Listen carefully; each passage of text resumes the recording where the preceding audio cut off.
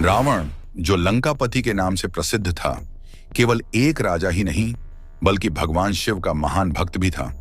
उसकी भक्ति और तपस्या अद्वितीय थी। रावण ने सोचा कि वह भगवान शिव को प्रसन्न करके उन्हें अपने आराध्य देव के रूप में सिद्ध करेगा। इसी संकल्प के साथ उसने हिमालय पर्वत पर जाकर कठोर तपस्या प्रारंभ की। उसकी तपस्या इतनी कठिन थी कि आसपास के प्राणी, देवता और आर्षि भी उसकी सहन शक्ति और दृढ़ता देखकर चकित रह गए। रावण ने वर्षों तक शिवजी का ध्यान किया, बिना भोजन और जल के, लेकिन भगवान शिव उसकी तपस्या से अभी भी संतुष्ट नहीं हुए। रावण ने सोचा कि उसकी भक्ति और त्याग को और बढ़ाना होगा। तब उसने एक असाधारण कदम उठाने का निश्चय किया। उसने अपने सिर को भगवान शिव को अर्पित करने की प्रतिज्ञा ली। रावण ने बिना किसी भय और हिचक के अपना पहला सिर काटकर शिवजी को अर्पित कर दिया। यह देखकर वहां उपस्थित देवता भी स्तब्ध रह गए, परंतु शिवजी अभी भी प्रकट नहीं हुए।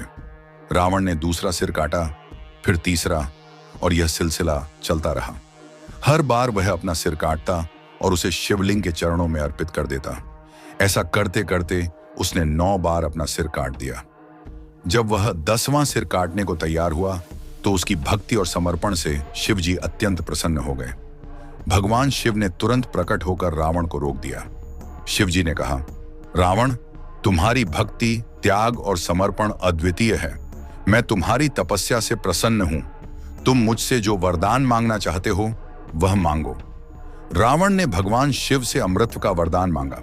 हालांकि शिवजी ने उसे पूर्ण अमृतत्व नहीं दिया, लेकिन उन्होंने उसे दीर्घायु और अद्वितीय शक्ति का वरदान दिया। साथ ही उन्होंने उसे चंद्रहास नामक दिव्य खड्ग भी प्रदान किया, जो हर प्रकार के युद्ध में उसे अजेय बनाए रखने में सक्षम था। इसके अलावा भगवान शिव ने रावण से कहा, यह खड्ग केवल उसी के लिए उपयोगी होगा जो धर्म और सत्य के मार्ग पर चलेगा। यदि तुमने इसका दुरुपयोग किया तो यह तुम्हारे विनाश का कारण बनेगा।